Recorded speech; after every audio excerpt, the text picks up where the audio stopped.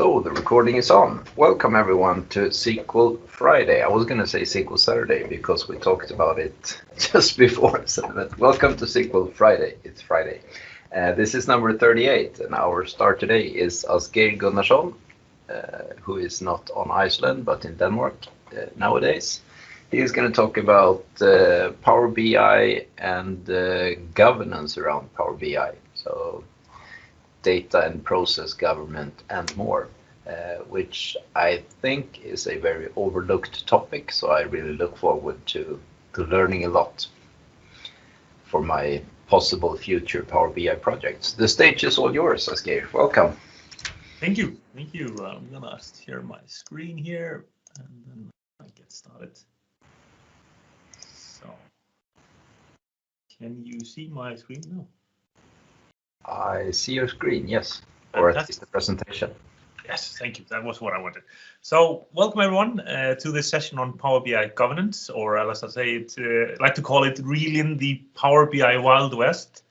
My name is Asgeir Gunnarsson. I am the owner of North Insights, which is a small consultancy here in Denmark, originally from Iceland. I'm a data platform MVP, and I have been doing a lot of Power BI over the last few years, so since Power BI started. I also co-authored a book on Microsoft Power BI administration, which is a book which is half administration, half governance, and I wrote it with Michael Johnson, and it got published in November last year. My contact information is here if you want to get in touch, if you want to have any questions or just want to talk data. Feel free to connect on Twitter or LinkedIn or send me an email if you want.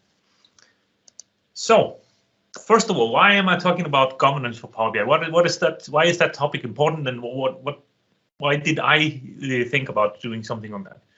So first of all, I have been working with Power BI since Power BI started in 2015, and before that with the Power Platform, the Power Pivot and the Power Query in Excel. I have a data platform background, so my background is in analysis services and reporting service, integration services, and data warehousing. So I am used to maybe a little bit more strict way of doing things than the self-service world is. But I observed when I was working for as an internal employee for a company when Power BI came out in 2015, and we decided fairly soon after that to roll it out. Since then, I've been a consultant in a couple of places, and I've observed a need for a more formal way of doing Power BI. And it's not because I love processes or think things need to be formal. They don't have to be that, but there's a need for a certain amount of formality to make a successful implementation. And that's the problem here. So there's this lack of implementation. Because what I observed, for example, with the company I worked for when we started rolling out Power BI in 2015, 16, was that when we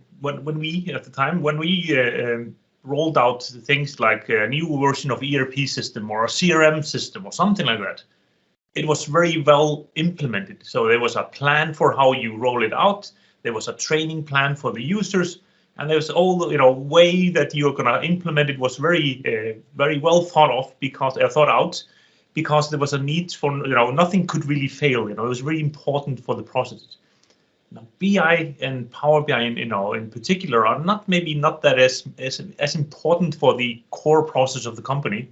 So there was always this lack of implementation. When we started using Power BI, there was just go ahead and use it. This is self-service. You can just figure it out. And in many cases, when I go to customers now, I see exactly the same thing. And I see that often people have started using Power BI before even the company decides to use Power BI, because you can download the Power BI dashboard for free, start using it, and people start using it. And before you know it, you have some processes or you have some departments that are totally reliant on it, but you haven't even started. Haven't even decided that's the tool you want to use in your company. So this lack of implementation was something that really hit me, and I found out that it was really difficult to work with in those kind of situations. But everyone is doing that. All my customers have been in the situation, and many still are. So that's why I decided that governance for Power BI was something that I really wanted to try to take a little further and try to help organizations do that properly. So not everyone has to be like I say, in the Wild West, but they can, you know, be a little bit more structured, even though, of course, we want to balance it so that we are not necessarily, you know, tying people down when they're trying to do self-service so that they have heavy processes, you know. It's not, you know, SAP SOPs or something like that, but this is simply, you know, doing things a little bit more structured. Because there are things in Power BI that are not necessarily for everyone to see. So for, you know, you have, you know, the restriction of data, but you also have, you know, how you are doing now. You don't want to break things. You know, processes are reliant on Power BI in many cases. So that is the background. But first thing first, I just want to mention that, you know, this session is mostly non-technical. But there is, you know, Power BI does have things on governance that are built in. So there is a website here called Governance and Deployment Approaches, and the interesting thing is it's like 4 paragraphs, so it's not a lot, but they actually have, you know, a fantastic document here called Planning a Power BI Enterprise Deployment, and that document will outline a lot of these capabilities that Power BI has. It is much more on the deployment part, but it still has a lot of tidbits on governance and how to do things right. Of course, deployment is a part of it, the governance effort, but, you know, this is very technically, you know, click here, do that. But it's a really good document, so I, you know, highly recommend that you read it. And, you know, the link is in my slides. So that was the first one. I'm going to say Power BI has some things to offer for governance. It has sensitivity labels, for example. It has multi-geo premium capacities. It has, you know, promote and certify data set. It has audit log. It has many more things. But in my mind, for you to use these things effectively, you really need to have some kind of a plan or some kind of a strategy. Because if you have a strategy, then you can start using these things, you know, strategically and make, you know, where it makes sense. So it's not just another thing that you say that, you know, you can use this if you want to, but it's not really used in any kind of a, you know, strategic way. So what I propose is a governance strategy built on 4 pillars.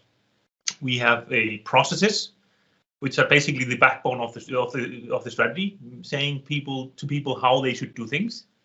It's training, because, you know, if you train people, they will do things correctly and much more less likely to breach governance or you know be in any kind of a you know breach of your rules and regulations.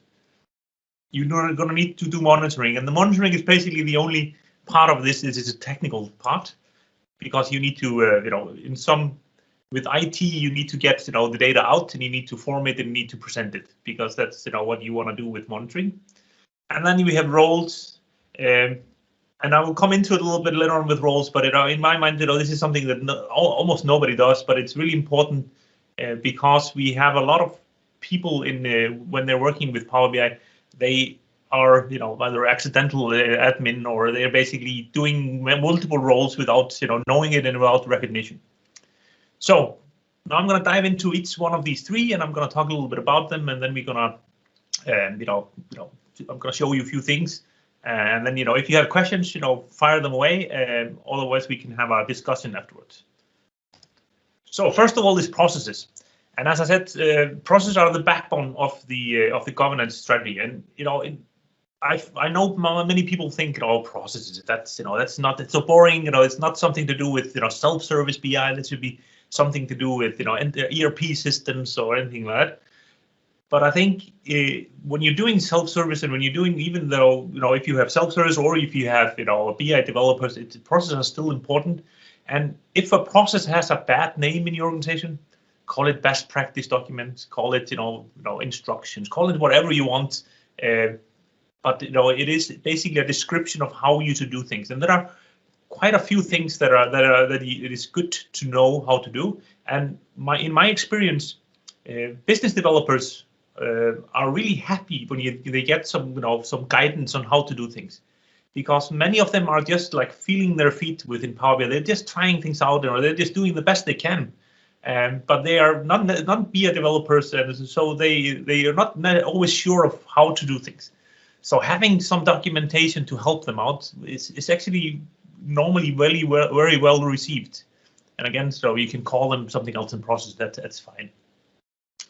So I suggest that you split them up into more than one process. But, you know, I have split them up into 7 or 8 here, but I will normally I don't split them up so much. But I just wanted to say that these are the components that I think should be a part of it, but it doesn't have to be 7, 8 documents. It can be also just 1 or 2. First things I think you should write down an instruction for your developers is a development process, and it does not have to be very complicated. It shows things such as where is the content developed. So do you want people to do it in Power BI Desktop or in the service? Because there are a little bit difference there, and you might have a preference for where you want people to do it. And very important one that is very often overlooked is how and where to store the PBIX file. So when you're doing something development in Power BI Desktop, it is basically a file. And if you're using import mode, that file contains a lot of data. And if you store it carelessly, it can also both fall into the wrong hands, but it also is about having maybe a version control or even source control or something like that can benefit your developers. Now, depending on what type of developers were, you might say that your business developers, they should store the Power BI Desktop files on Wonder for Business because it has built-in version control. But you might require your BI developers to put it into source control because you want to have comments, following, with the files.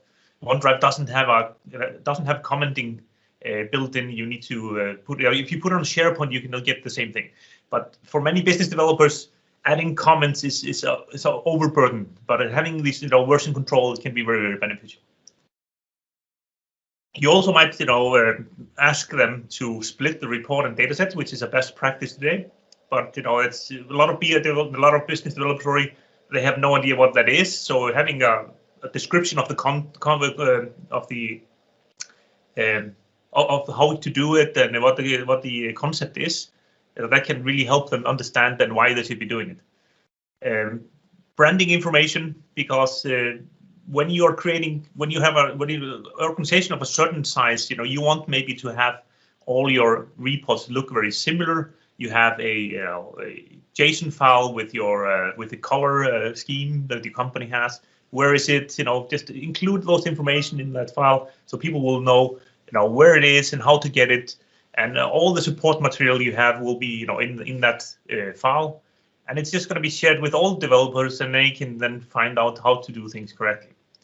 You might have a different document depending for the different groups of people. So your internal BI departments and consultants, and then for business developers, because the complexity might be totally different. You can require much more from your professional BI developers than from the business people, but it depends on a little bit on how strict your process would be. So that is the first one that I propose. I have a question from Andre. If it's okay to take it. Fine, go for it. Does Power BI Server Publishing provide version control? No, there is no version control anywhere within Power BI, neither on the service or in the Power BI report server. So there's no version control anywhere. So you will need to version your Power BI Desktop files. Mm. But of course, in the last couple of last 6 months, Microsoft have made progress in changing the Power BI Desktop source code so that we can connect third-party tools to Power BI Desktop, meaning that we can start to version control or source control our data, so our data sets, without taking all the data with it. So there is progress there. Ideally, we would just want to have a button in Power BI Desktop saying add to source control. Even business developers could figure that out. If it was just there and there's no requirement except you add it and it's there. But it's coming. Hopefully, in the next year or so. Yeah. So the next process I propose, and the next couple of processes, they are very related to each other. So the first one is publish process, and the next one is sharing process. So I'm going to start with the publish process, but often they are just put together in one document. But in some instances, you might have a scenario where you allow your developers to publish, but you don't allow them to share it. You have a development workspace or something like that they can publish to, but then there are other people who take over and then do the sharing because they have access to the production workspace or something like that. So if you're talking about publishing, that kind of a process or that kind of a best practice document will include description of how to set up app workspaces or workspaces. If you are not allowed to create a workspace, it will tell you how you should apply for it. A lot of our organizations have decided to close off the possibility for everyone to create workspaces. And if you have that, it's really important that you tell people then how do they do it.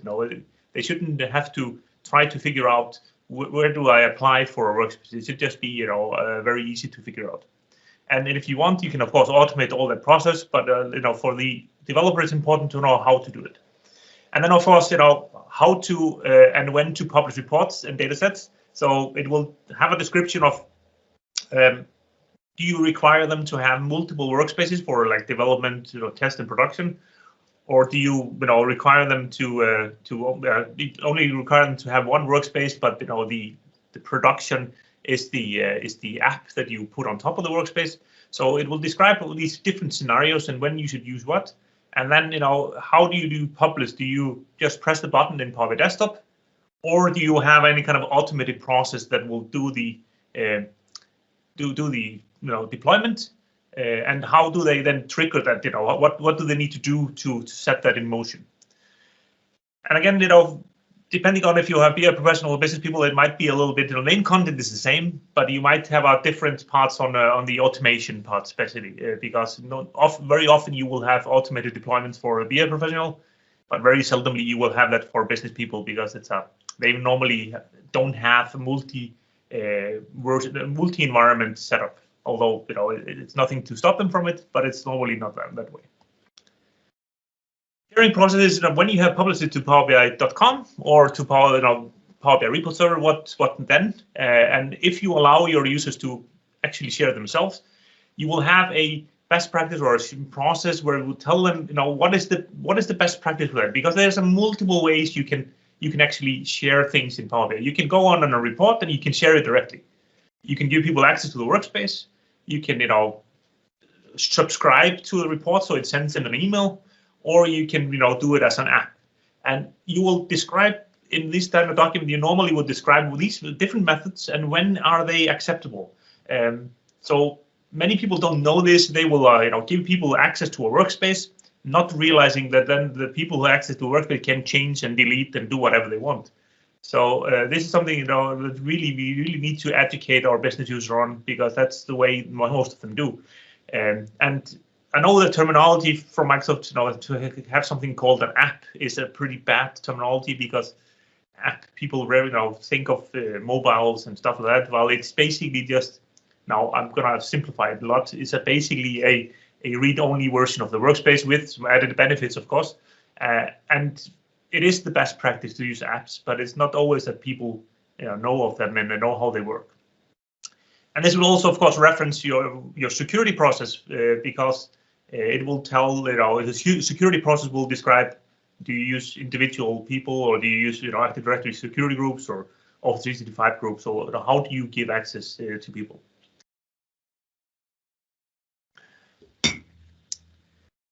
The security process, again, like I say, it will have two different sections in it. Basically, it will have a data security section and an object security section. They will have different, not different groups of people referencing, but it will have different, because it's two totally different things that you're doing there. Most people will need to look at the object security, but some will need to look at the data security list. It will also reference, standards and rules. If you are, under GDPR or some kind of ISO rules or something like that, they will be, put out there, and you will need to tell people when and how they should comply to those. So to look into each one of these, first of all, is object security, and it will describe how to secure the objects. And the objects are the Power BI desktop file, as I talked about in the beginning, the workspace, the apps, the data sets, the reports and dashboards, and on-premise data gateway connections. And ideally, you will describe, how to secure all these, and then what the risk of each one of these are. What is the risk of giving people access to any of these? So, for example, if you give people, access to apps on workspace apps, they can only ever read.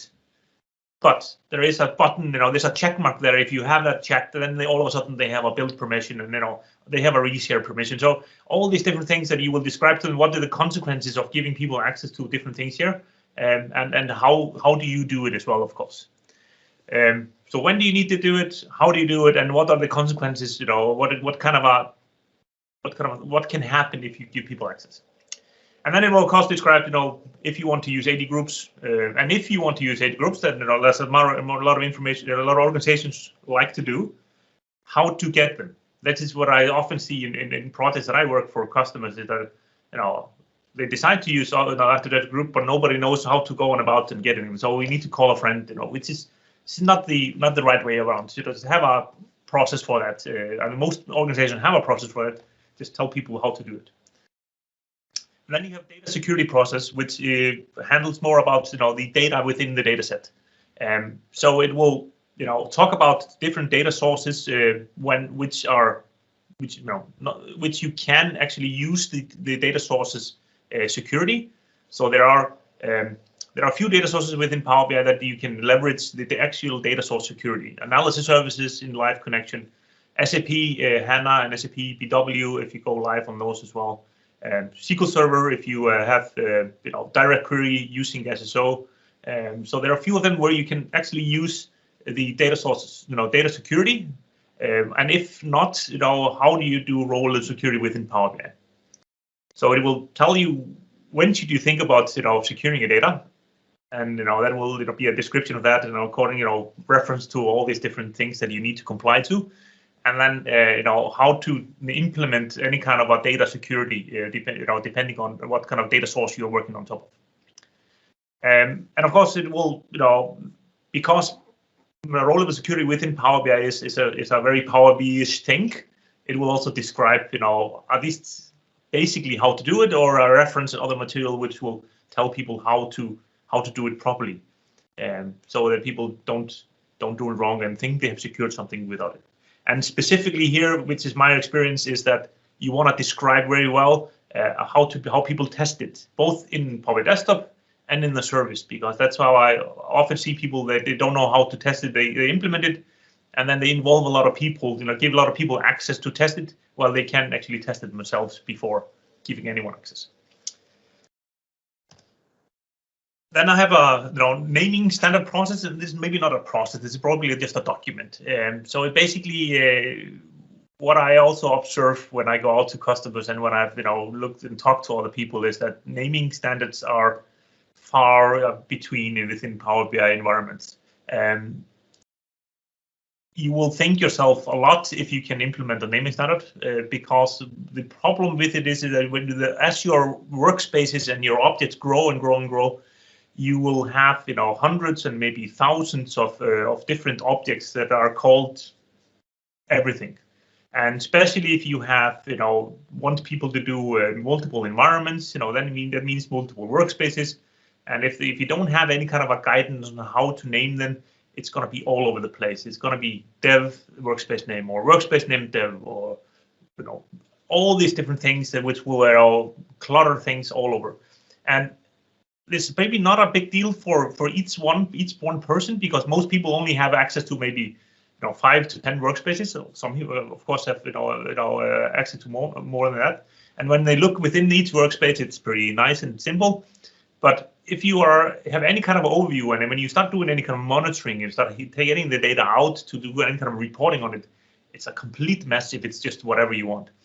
And also just when you are, when you do any kind of governance, if someone asks you, what is going on here, who has access to that, and what is going on here, having it properly named will also help you a lot.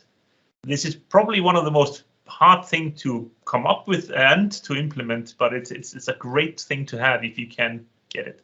And many corporations or many organizations have a corporate naming standard that they can just tap into, but not all do. And if they don't, then it can be a little bit of a challenge. And the last of the process, the second last of the documentation or documents that I suggest you have is the support process. So what I've observed during my visits to customers and talking to people is that a lot of organizations have a support organization, some kind of a help desk. Those people are normally not proficient or any kind of experts in Power BI. So what I sometimes see is that people send in tickets because that's how you are used to getting help, and then those tickets just die or sit very, very long time in the help desk because nobody knows what to do. So having some kind of a guidance for those support people in place can really, really help them, and it can help your implementation of Power BI. Because some of the things they might just solve. You might, if you are giving access via Active Directory groups and you have it well described, and they have it documented, they can fix that. If someone ever asks for access to a report, they ask the owner, and then they just put a person into an Active Directory group. That's it. But some of these things might be more difficult, and then you want them to identify the right person, without having them to do a lot of work, figuring out who it was and calling people or calling around the organization, figuring it out. So you want them to figure out that either you have a report that will tell them which one is is the owner of what, or you somehow help them identify it. There's a way to do it, extracting the data via PowerShell or searching the the Power BI admin portal. Or there's all kind of different ways to do it, but getting them to just pass the ticket along instead of just having it sit there. And in some instances, that might be the only thing they do, is that they pass everything Power BI along to another place. But they will get the tickets, because people are, that's the way they get help normally. Okay, so that was the support people. So the last one I have here is the tenant setting documentation or process. So basically, within the admin portal, you have tenant settings, and if you go on and set those settings to something, you wanna have it written down. And this is very important if you have more than one administrator, because these settings are key to having a compliant tenant. And if you don't write it down what it should be, there's no way to extract the data. So if you don't write it down and someone changes something, you will need to figure it out again what it should be. So you will be able to see what was changed and what it was changed to, but not what it was changed from. So let me give you an example of what I do when I do this. So basically, I have normally when I go to my customers, I show them this document and I help them fill this out, or they will fill it themselves. So it's basically all the different settings that are in the in the tenant settings, and it's basically just So what is the purpose of the document? And then the first one is the first setting is tenant-wide new look. Okay, that's what it is. It's enabled. That's a setting. It's enabled for the entire organization. Then you have the next one, and then all of a sudden you go all the way through them. Some things are disabled, some are enabled, some are only enabled for certain groups. So, for example, here you have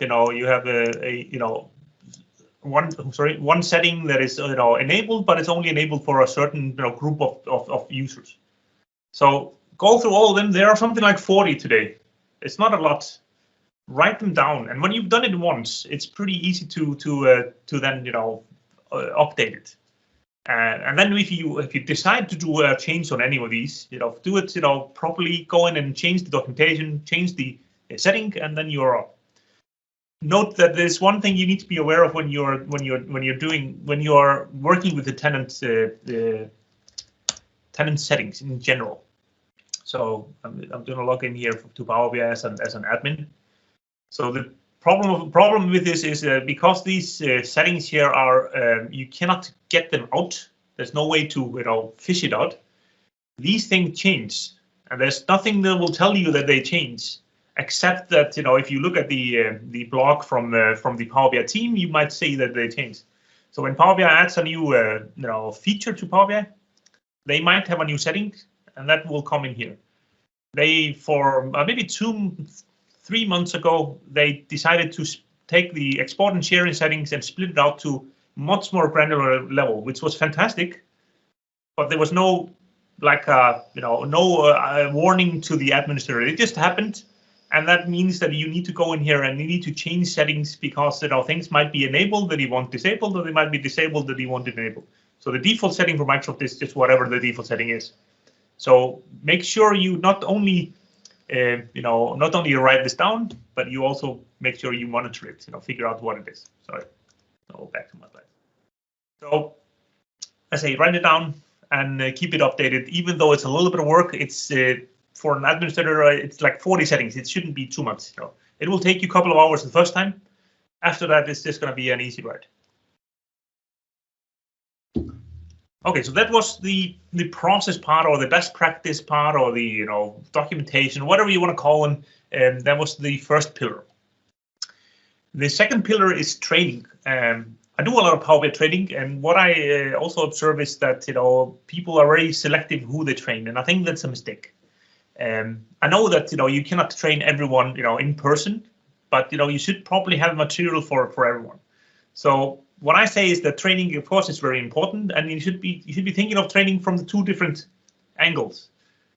Training people in the tool, so getting good at using the tool, and then also training them in governance. That is the easiest part, because it's simply here are the documents. This is what you need to be aware of. It doesn't have to be very long, but do it anyway, because if you tell them where all the documents are and you deliver the documents to them, they will do them. They will do things correctly, and it's very much less likely that they will accidentally breach governance. Of course, everyone can do that if they want, but accidentally it will reduce that a lot. And I say train everyone. So train the developers. That's of course really, really important from a governance perspective. But training also the consumer, because the consumers can export and they can do all kind of other things. So from a governance perspective, it's very important. But also just from implementation perspective, it's really, really important. So have a tailored training based on the roles. So consumers, they might just get a series of 10 different 5-minute videos or 2-minute videos. How do I navigate the portal? How do I switch a filter slicer? How do I export to Excel? And all these different things that the consumers are important to them. Then you have report developers and the report and data developers, depending on if you are splitting up your data from the report. And those, of course, need much more formal training, and that might need to be in person or a video course or something like that. But I think it's important that you actually do train everyone. And as I say, find the direct delivery method. It can be many different things depending on how your organization is set up.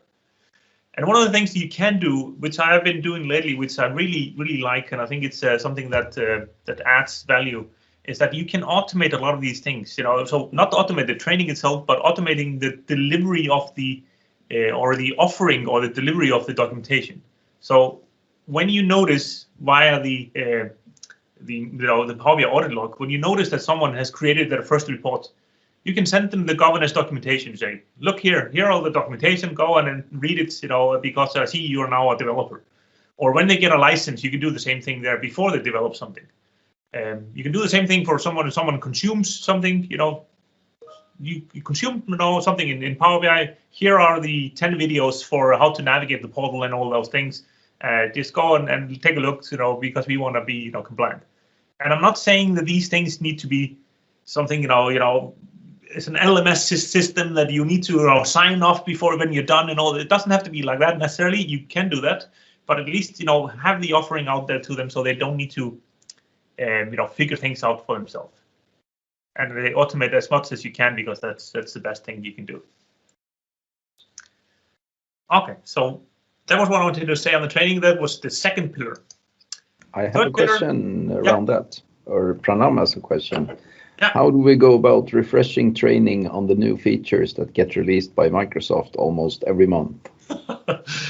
Yeah, so it's very, very, very difficult. And so what I do is that I have a training course that I run very often, and it's it's a nightmare because all the changes. But in my opinion, the core knowledge that the person needs to know to be able to use Power BI, effectively and within the compliantly, that doesn't change a lot. Of course, there's new features that allow you to do so. You can add now Power Apps or maybe some other things in, so that all of a sudden you can risk losing data. But most of the things, the core knowledge is the same. So what I have with some of my organizations, we have like a monthly meeting where we, where we talk about the new features, and we just tell everyone about them. We don't train necessarily in them, but we might show them how they work. And that's basically, but everyone knows the core, everyone knows how to use the tool, right? But then they will just get an introduction to the new things when it happened. So that's really there's no way to update your material all the time, because that's gonna be a nightmare. Yeah. I know some also do a monthly video where they go through the new features and what impact they have on their organization. That could also. Hopefully that give you some indication, even though it's not an answer. True. So the next part is monitoring. That's the only really, like say, the technical part of it, and it's really the processes are the backbone. Monitoring, of course, is the part where if you don't do monitoring, you have no idea if people are actually following your governance strategy. So you really have to do it if you want to have any idea. I propose that you do twofold monitoring. So first of all is the audit log. So what are people doing? The activity, which is extremely important from a governance perspective. And there, of course, you need to be extra, vigilant because and start soon, because the audit log is only stored for a certain amount of days. So the audit log is stored within the Microsoft 365 Security and Compliance Center. And if you want to read it, you will need to be either an Office 365 admin, or you need to be an auditor in the auditor role. And in almost every organization I come to, the Power BI people won't get that access, because the problem with it is that the logs are stored with all the other unified logs. So SharePoint, file system, Exchange, all these different logs are just piled together, access to one, access to all. And that's normally not something a Power BI admin or a Power BI person should have access to, and so understandably they don't get that. You need to either figure out a process where your Power BI log is getting exported into some other data store, so with the help of the Microsoft 365 team, or you can turn to the Power BI admin API, which will also hold the logs, but that's only for Power BI, which is a much better way to do it. The problem is that within the Microsoft 365 Security and Compliance Center, the data is stored for a default 90 days. So your organization might have a different retention policy. With different licenses, you can put this up to 6 months or up to the whole year, but default is 90 days. But in the API, the Power BI API, it's only going to be stored there for 30 days. So if you are, if you cannot get access to the Microsoft 365 Security and Compliance Center, which I assume you won't, then you need to start collecting as soon as you can, because 30 days is not a long time. What I normally recommend is that you get someone within the Microsoft 365 admin role to export the whole history first time. It could be a one-time export, and then you start collecting it from the Power BI API every day, because then you have the 90-day history. You're not going to lose the 60 days in front, and then you can you don't have to have more access than the Power BI administrator role after that. That's very often works.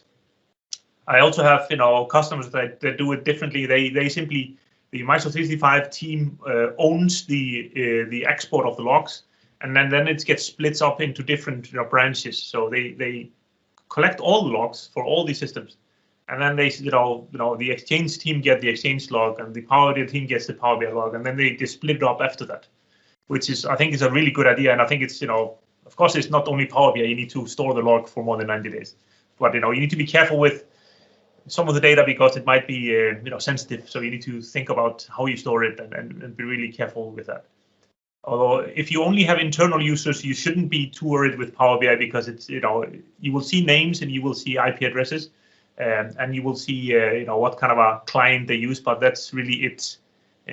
So it's not too sensitive data, although of course it's personally identifiable. But it's local. It's only internal people. If you have external users, you might need to consider how you store it and how you present it, of course. The other part of the monitoring, which I propose, is that you actually take the Power BI, use the Power BI admin API to get a list of all the different things you have, all the artifacts, all the objects you have. So all my workspaces, all my reports, all my dashboards, all my data sets, all my data sources, all those different things, and you collect that as well. And the reason why I think that is important is because then you then you know what you have, and then you can of course compare it to the activity, especially if you don't have the you cannot get more than 30 days. You might want to maybe some things haven't been touched for a while, and you want to both create some kind of a history of how your implementation is going, and then also of course history of what people are doing.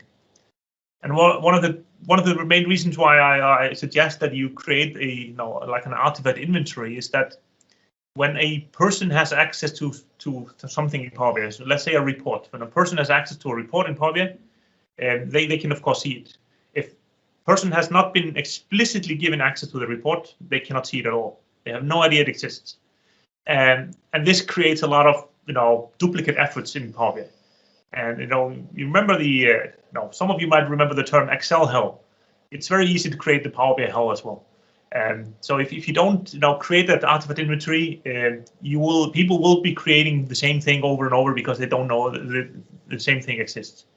So what I suggest is you create like a report catalog, and then you expose that catalog as a report which everyone has access to. And then people can just browse through it and say, oh yeah, I can see so let me just, instead of talking about it, let me just show you.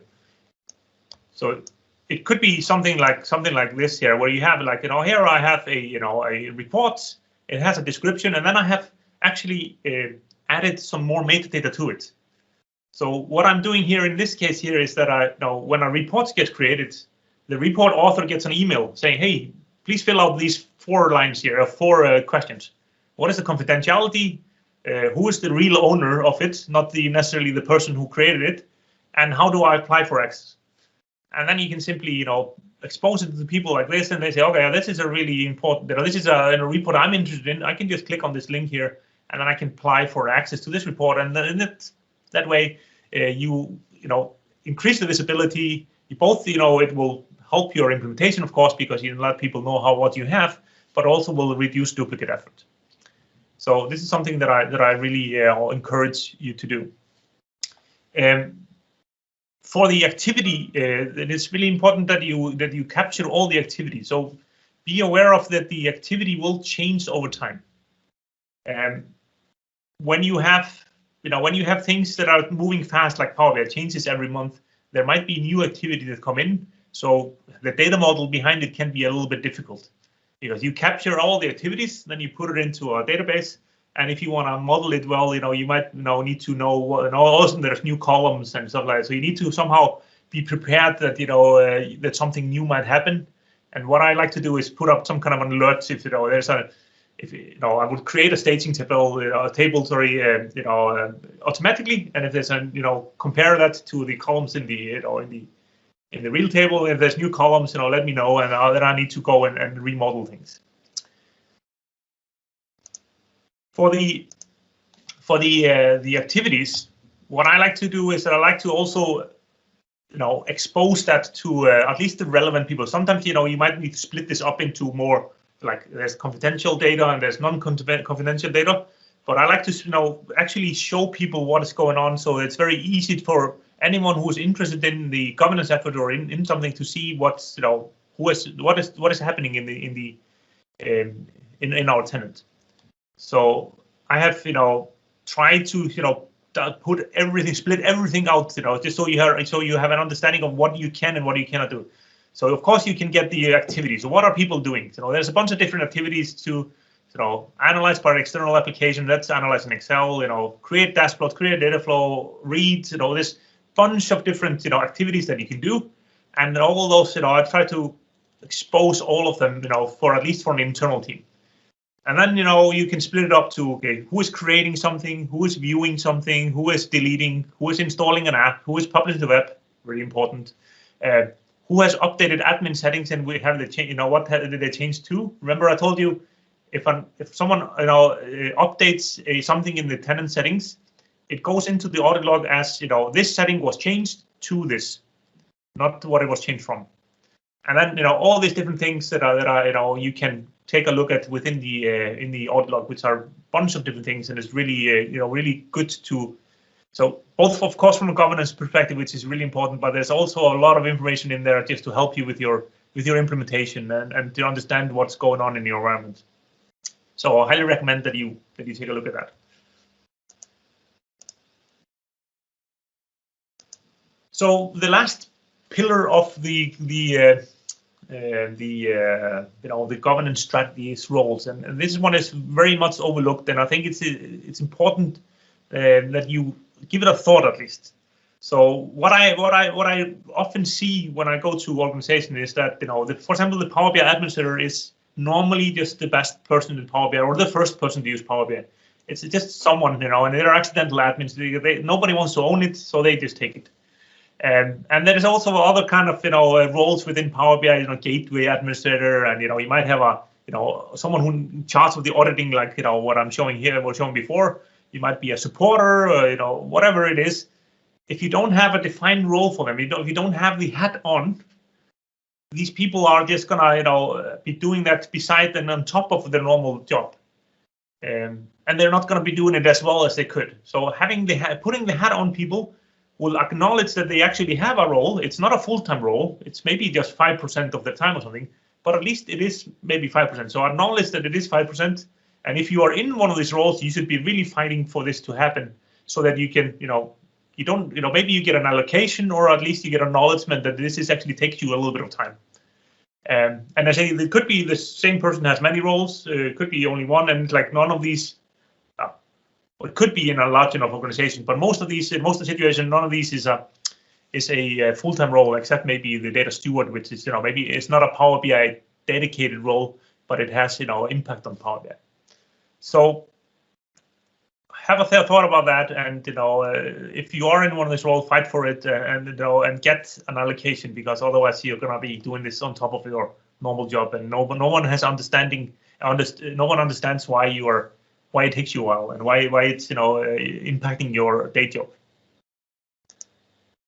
So that was my presentation on Power BI governance. Any more questions or anyone who want to have a discussion? I have one question in the chat, also from Pranam, which is: do you feel data flows and data sets are the answer to streamlining report development across teams? So I would say a data warehouse is what you would most preferably want to have. But for things that are not in a data warehouse, data flow is a really great way to do it. You want to minimize, of course, the duplication of effort and duplication of data. So doing that within the data flow can really help that. And the same goes for data sets, so like golden data sets, or whatever you want to call them. Having shared data sets, splitting the report off from the data, is something that I really highly encourage as well, because it will streamline and it will help efficiency and of course data duplication and error, causing error because people do things slightly differently, So I definitely encourage you to use data sets, shared data sets, and data flows, but preferably they are an addition to a good data warehouse, which has already done a lot of the heavy lifting. Yeah, I don't know how companies do with data warehousing. I mean, how many new data warehouses are being built, or so I have kind of the feeling that you have decision makers in companies who thinks that the new technology will take away the need for data warehouse. Yeah, but fortunately, where I go, normally people are actually, are creating data warehouses, even though, I work for one customer who is just over 1 year old and they are creating a data warehouse. So, good. So there seems to be still that understanding there, but it depends a lot on the organization. And there's a lot of, organizations I go to where, like, department manager, line managers will have something created in Power BI without the data warehouse, pulling data in from different places. But it usually ends up, in being that, someone needs to take care of that, whatever that way that the IT needs to take it over or something like that, because it can be hard to handle. So it looks like it is still a thing, and I'm really happy it is still a thing because it's so important to do things correctly. But doing maturing of data within Power BI is a fantastic way to do things. So what I often encourage my customers to do is that go on and get the data into Power BI, do your reporting on it, mature it in the way when you're ready, then you know what you want, because people think they know what they want, but they need to look at the report for 3 months before they know exactly what they want. And doing that in Power BI will then allow you to push it down to the data warehouse when the concept is actually finished, instead of spending a lot of time doing it in data warehouse and then it was not quite what they wanted. So that's something that I really encourage people to do. Yeah. Let's see here. We have one question from Andre, which he says it might be off topic, but let's shoot anyway. When we will have time, does Power BI provide write back feature? I heard about integration with Power Apps. Yeah, so Power BI does not out of the box come with any kind of write back, but the Power Apps visual can do it. So you can put the Power Apps visual within the Power BI report. You can connect it to your data so it has the context you're in, and then you can write it down to whatever you want using Power Apps. There's also a couple of visuals that allow you to do custom visuals within which allow you to do write back. I think they're actually using R or something like that to do the write back, and you can also use R to do it if you want. But the Power Apps is probably the most, let's say, the best way to do it. Although it requires, of course, some development in Power Apps or maybe even Power Automate if you want to, depending on where you want to write it. So that's really the only way. Power BI is a presentation tool. So that's the whole purpose of it. I think you can, of course, do commenting in Power BI, but that's not write back. Yeah, and I think Nikola Illich wrote a blog post or even had a presentation about how can you use your Power BI report to write data into your database. Yeah, and I think he spent half the blog post on telling people why they shouldn't do it in the first place, and then he explained how to do it. Yeah, so I think it can be really beneficial in certain scenarios where you are, where you just want to expose something small and you just want to allow people to fix it or write a comment to it or something.